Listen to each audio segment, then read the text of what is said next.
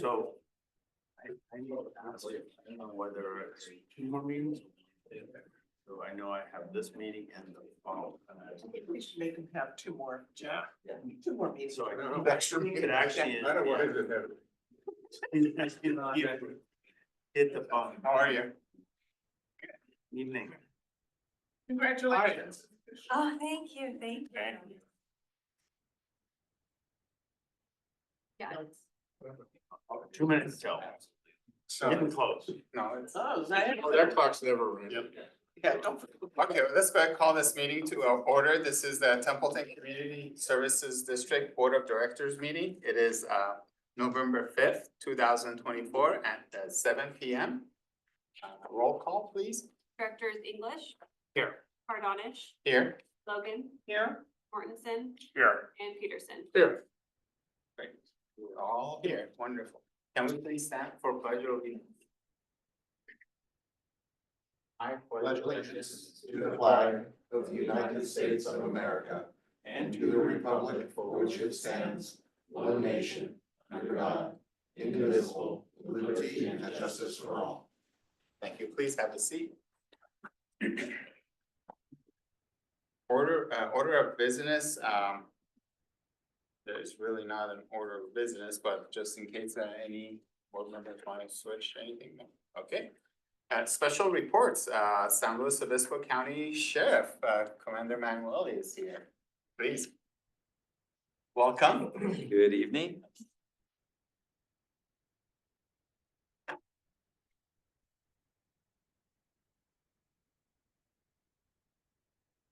What are you looking for?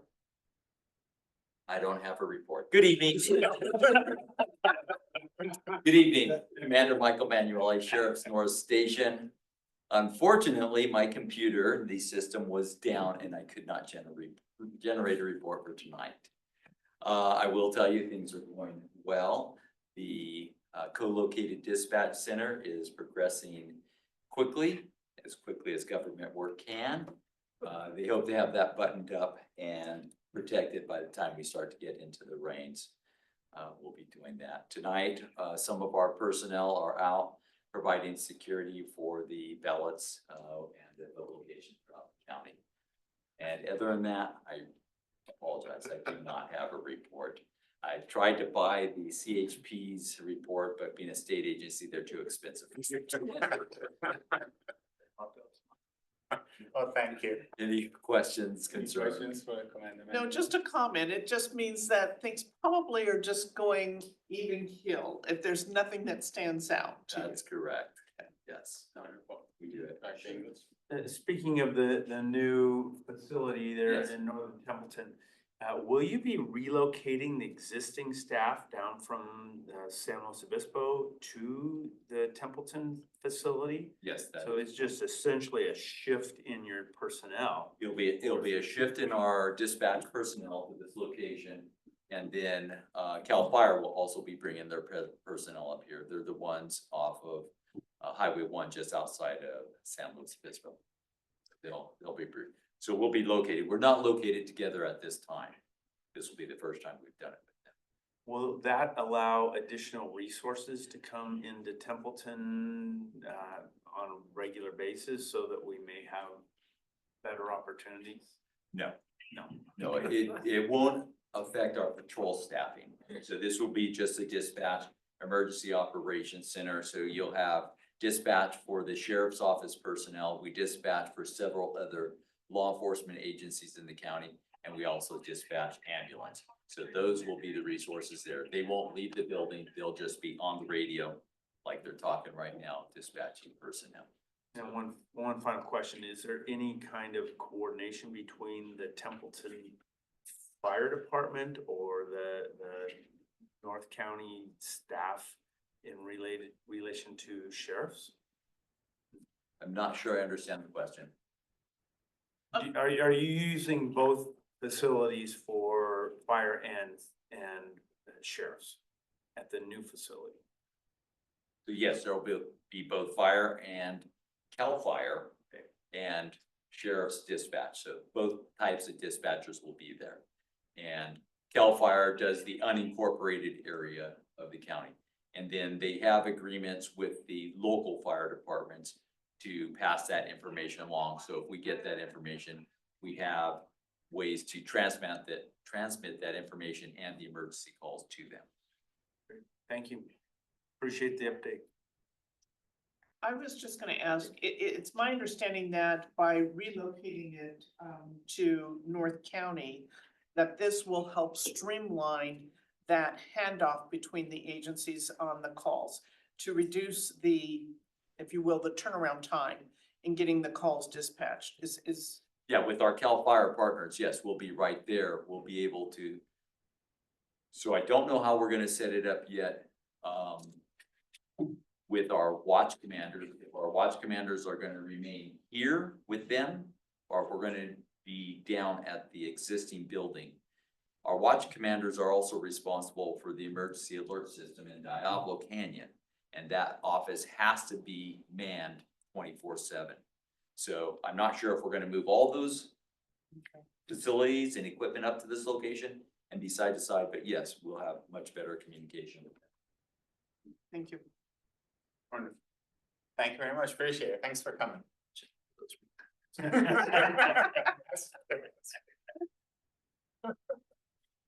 Commander Stewart. You can speak to the. Good evening, Chandler Stewart, Commander of Templeton CHP. Fortunately or unfortunately, depending on how you view it, I do have a report. But before I start, let me just introduce this gentleman over here to my left, one of just you in the room. This is Darren Januso. He'll be replacing me in about a week. Wow, I'll be retiring. Really? Oh, congratulations. So he's been at several of these meetings, wants to be sure to be all the board and board members of the public, who others probably. And he's going to be super. He's coming to you from the division office down in San Luis Obispo, where he's worked with the chiefs quite extensively. Well connected for, in the department as a whole, really, because that position that he's has a lot of interface with our headquarters, our academy. So on and so forth. So it will be good. I'm glad that he got the job. And I'm looking forward to handing it over to him. We're probably a little ahead of schedule, to be honest with you. But I think that's good. He wants me to read the report though, so I'll do that. Be the next one. He delegated it to me. That's how this is working at this point. Since the commander mentioned it, the speed of government work, you'll notice that the Highway Patrol Office did have a new roof put on. If you've driven by recently, it's much nicer looking and it includes a new surface. And we're hoping when the rain comes that we'll be buttoned up too. Hopefully the speed of the job is no indicator of quality and that we'll be dry when the rain's hit. So this is the report for Templeton CHP, areas in and around the town of Templeton for the months of August and September of this year, with some comparison over 2023. There were 33 crashes investigated in and around the Templeton area. That's 20 on the freeway, 13 on County Road. Of those, 21 involved property damage only.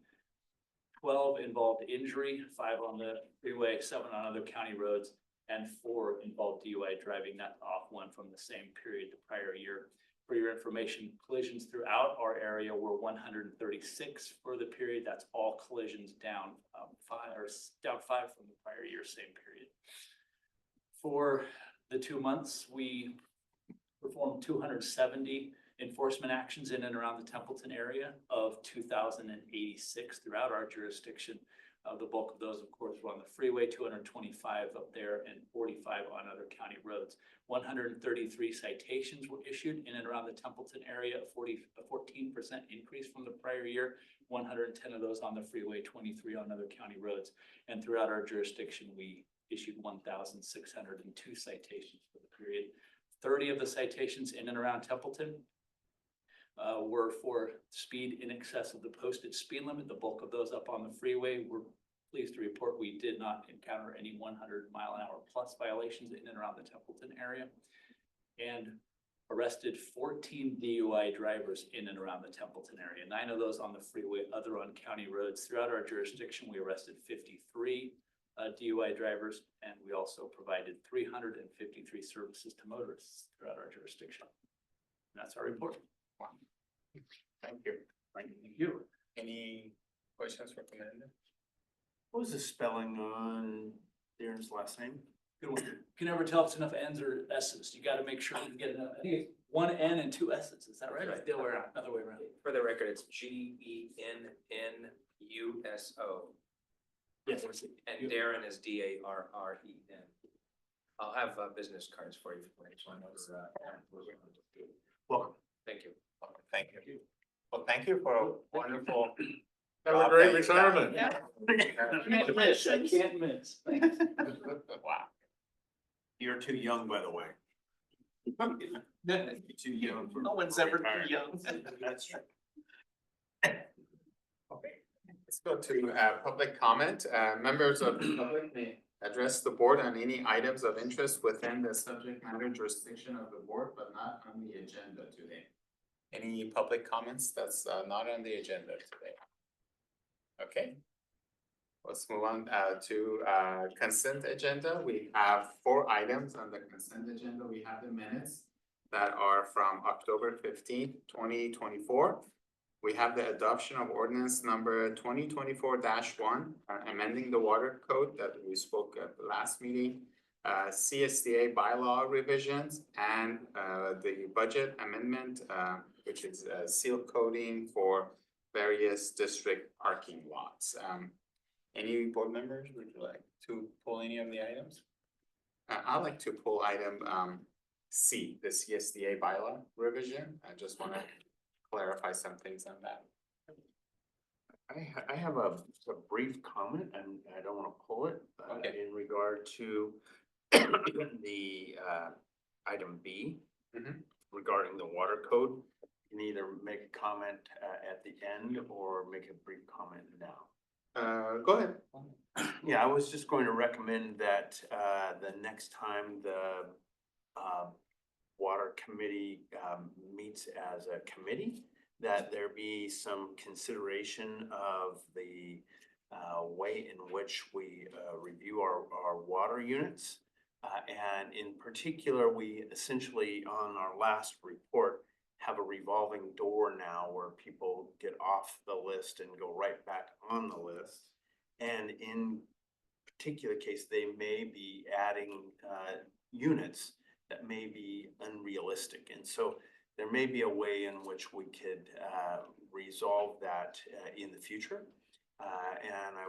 Now's not the time, but I think that that's worthy of some consideration and some discussion. Okay, so in terms of, you're talking about when they put their name on the wait list, so just putting, looking at some possible options in terms of how many units they could put for each. Yeah, there's a number of things. It could be a way in which we, there has to be some proof that you actually have some project ready to go. Oh, okay. Or we have a certain number of units that are available on that particular property based on it's the number of units that can be built on that property. So there's a number of ways to go about it. I think that just needs some discussion. Okay. And at a future point when the committee has the time to review that. Okay, that's a great idea. Thank you. All right, any other, no other, okay, so if not, any public wants to pull any of the items? No, okay. All right, so if not, then I'll entertain a motion for items 7A, B, and D. I'll second the motion, Oh, I was just into. that the board approves it. Okay. Oh, I thought you were making the motion. I'll make the motion then, that the board approve the consent agenda item 7A, the minutes of the October 15th, 2024 meeting. Item B, the adoption of ordinance number 2024-1, amending the water code. And item D, the budget amendment for the seal coating. Do I have a second? I will second. Okay, great. Roll call, please. Directors Logan, Aye. Mortensen, Aye. English. Aye. Peterson Yes. and Fardonish. Aye. Great, so the motion passes 5-0. Alright, so just wanna clarify or I guess understand the CSDA bylaw revision regarding the voting. So I guess my understanding is that 25 members is considered majority. So as far as the electronic, or I guess with the electronic votes is concerned.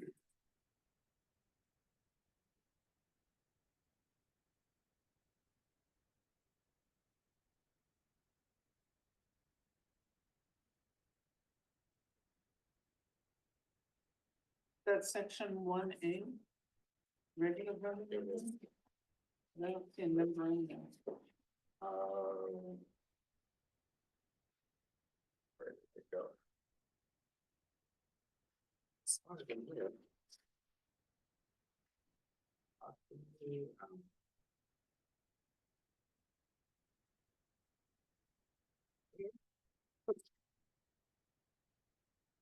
Oh, I found it. It's under section E, under majority vote.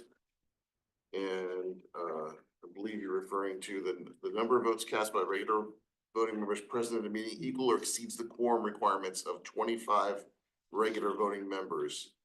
So, in order for the vote to be valid, there would have to be 25 members present before a vote is cast. Okay, And the number of votes requiring action must be 50% plus one okay, of the members present. okay. So, and this is just so the board's aware, this is the statewide CSDA rules, not just our county chapter. So this would be for CSDA in total.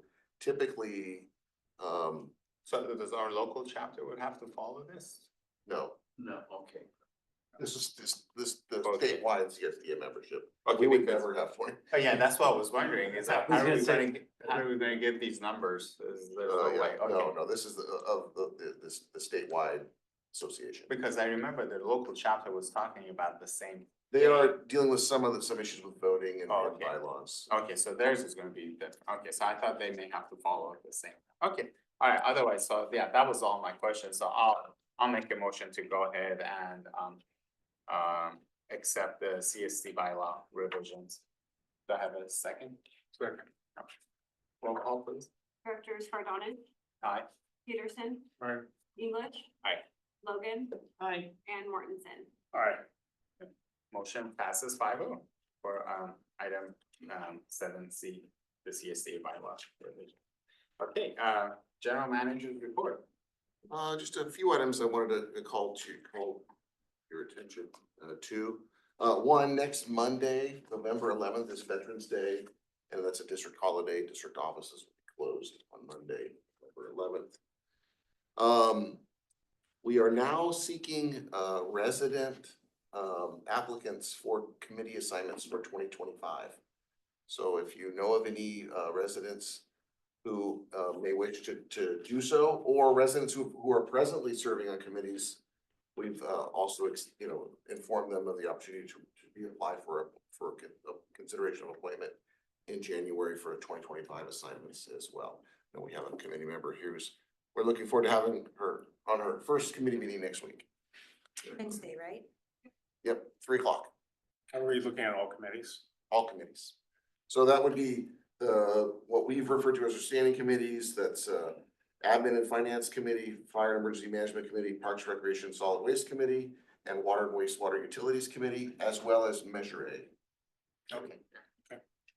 And have we reached out to those who had applied for the open seats to see if there's any interest in serving on these committees? Yes. Yes, I sent it to all of Okay, them. thank you. And is there any publication that's gone from the website or? Posted on the website, and it's ran, we ran a press release, and it's ran on Paso Robles Daily News and maybe Tuscaloosa News. I got a couple of notices that it ran, and we did get a couple of inquiries. And it's online. How many committees would myself be allowed to serve on? A resident can apply for as many committees as they like to serve on. All of them. All of them. I do have some interest in a couple of others, but And then finally, you might recall that, we had it open, a new position was authorized this fiscal year for a senior maintenance worker for parks maintenance. And we've had some difficulty getting applicants for that, qualified applicants for that job. We've extended it on a couple of occasions. We were just able to fill that position and the individual started yesterday. Very happy. Those are all the items that I had made note of, unless there are questions on anything that I might have informed you of earlier. Is it possible to give us a little update on the Creekside project for the Nacimiento water recharge project and what's happening with FEMA? Yeah, I don't have much, I mean, I don't have any update on on FEMA's determination about whether they're gonna cover the Yeah, we hadn't, costs. well, yeah, we hadn't talked about that in the meeting. I know it was in the report, but we hadn't talked about that, so I just wanna make sure the other board members know that. Yeah, FEMA has, I mean, so when the January 23 floods on the Salinas River occurred, FEMA funded an alternatives analysis to, as far as providing better protection for our turnout. And the recommended alternative was to relocate the turnout to a Creekside site. And we had moved forward with the scope of work with an engineering firm through the county. Really, the county was the lead on this, with the anticipation that FEMA would fund, initial indications were that FEMA would fund the design work. And we, this board, approved a budget amendment to allow that to occur while that decision was pending, so we could initiate it.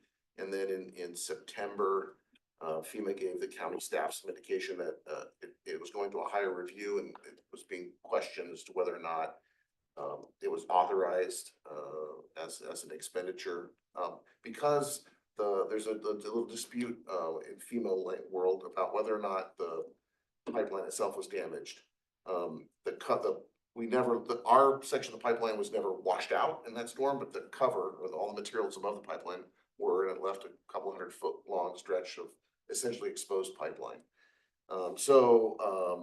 That's now gone elevated in the FEMA bureaucracy, and we have not received any information one way or the other about whether or not it's either, it has not yet been denied, but it has not yet been approved, and so the county has taken sort of a conservative position that we should hold off on actually awarding the contract to WSC to start the design work. So that's where we stand. We did participate in a couple of meetings with county staff regarding, and the Cal OES, regarding a couple of other funding sources that Cal OES has control of, that might have been applicable, but because of our population, the population that this water line serves doesn't represent a disadvantaged community. It looks like that's not an avenue we should pursue. It's very unlikely that it would be funded through the Cal OES program. So I think that program's acronym is BRIC, B-R-I-C.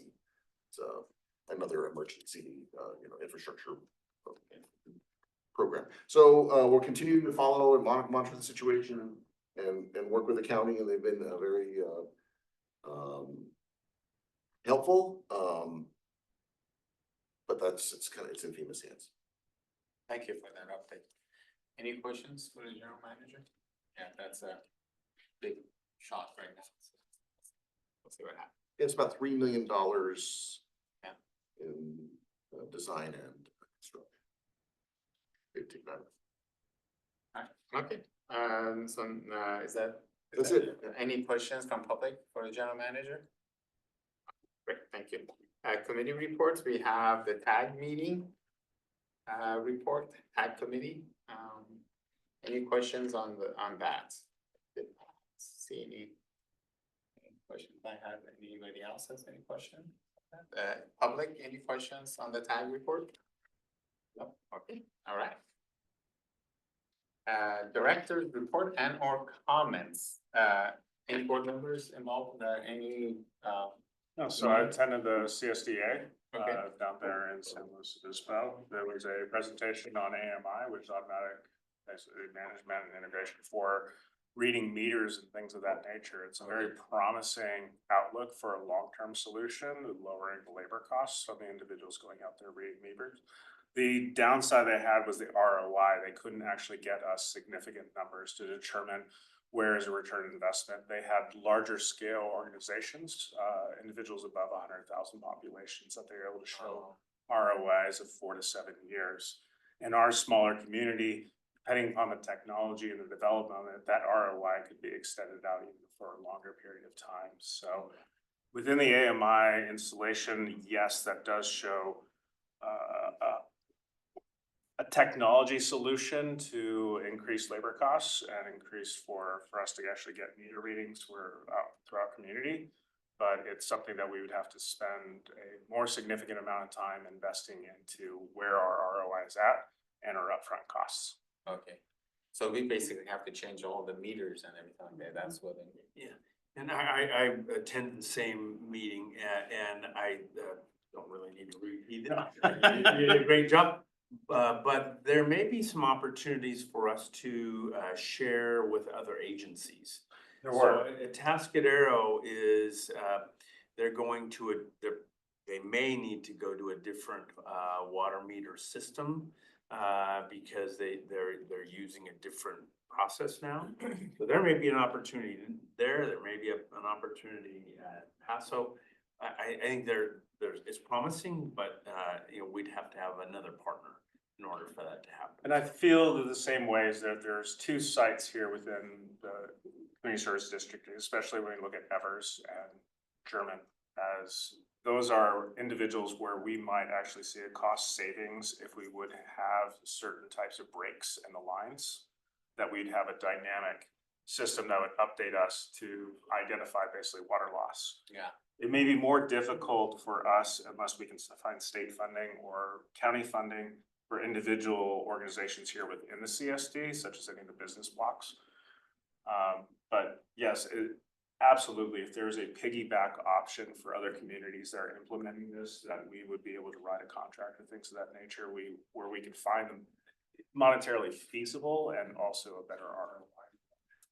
So is this a state mandate that we have to do, or is it something? It's not a state mandate. It's an implementation that a lot of I would say that a lot of community-based agencies are finding, rather than going out and individually reading meters, you are now sending that meter data over different types of bandwidth, whether it's Z-band or not, or Bluetooth, or however you want to view it. But it sends it up into a cloud platform that's able to get dynamic data. So if there was a line break, then we'd be able to read that data. And then we'd immediately be able to go to that, whether that's a business or whether that's a home that has that installed, it basically says, we think there's something wrong. We've seen this data, and then at that time, then we can either turn off that line, repair that issue or whatnot. It may be of a benefit for our community if we have those types of instances with old lines. But we've had that happen to us a couple of times now where we had. North Main Street. Well, so the meters are on not on they're on the lateral or the line the service line that goes from the water main to the home or business. There are cases where we may have, if we had technology like that implemented, where we may have helped a customer identify a leak in real time or much quicker Like than. the hospital, remember the hospital? Yeah, the hospital was an example Yeah. of one where there was a lot of water use that wasn't caught early on. We're kind of in the middle. We don't have, some of like Nipomo was the example that you guys, that was featured there. Correct. And they're like at Tascadero actually, where it's very, manual read. Every meter was visited every month or every 2 months to be read manually. Our meters are radio read. So we do all the meter reading in a few hours one day. But it's not real time. It's just when we read the meter. So if you have a water leak at your home, if we read the meters on the 20th of the month and then on the 23rd you start getting a water leak that you don't pick up, we're not gonna know it until we read meters again a month later. So you could have 4 weeks or so of leaks that we might have been able to detect through So excessive water usage. what do you mean by radio? So every meter has a radio transmitter, and once a month we drive around town with a receiver. Okay, so and then it I have to picks get up out of the the data. car, then I have to get. Yeah, it's not foolproof. There's gonna be a handful of, dozens of meters every month that fail to produce a read, and they have to go be checked. Because maybe the radio died, or there's some problem with the meter itself, but we do not visit every meter every month. Oh, okay, all right. So our meter reading costs are kind of low. What would happen in Atascadero and also Napa is they outsource this meter reading service vendor, and the vendor now cannot keep employees at that cost. And so that's led to some trouble with these agencies that use that older system, essentially manual reads. So I think the value on my take on this is, and I didn't attend I wasn't here when the presentation happened, but generally speaking, the return on investment for meter replacement is related to better, more accurate meter reading. In other words, you pick up data, you're picking up water that went through your meter that your old meter failed to pick up in some cases, or in many cases. And then in customer service, being able to provide real-time information or, daily information as opposed to leak detection, that kind of thing. Okay. It's not gonna be a game changer for us in saving a lot of money. There will be some improvement, and probably something that would be necessary and valuable, but it's in terms of dollars and cents. It could be years down. Okay. We don't have a lot of money tied up in meter reading. Okay. Well, thank you for attending that. You guys appreciate that. Okay, any other meetings? So I just have a question regarding the Templeton Foundation fundraiser. Do we have any results from that? I've got some preliminary figures that was shared with me. My understanding is that the gross income from the fundraiser was something around $53,000. But they're still tabulating expenses. They expect that to be in the neighborhood of $20,000. Just real rough. Was it well attended? I believe there were about 95 people, How many? 95. Okay. All right, thank you. We do have a new member here tonight. Chelsea is here, Yes. so happy to have her here in person tonight.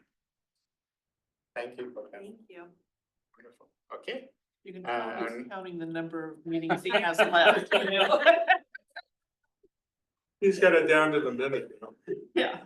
We do anticipate several special meetings being called between now and okay, and then, our next meeting would be November 19th as of right now, and, if nothing else, then meeting adjourned.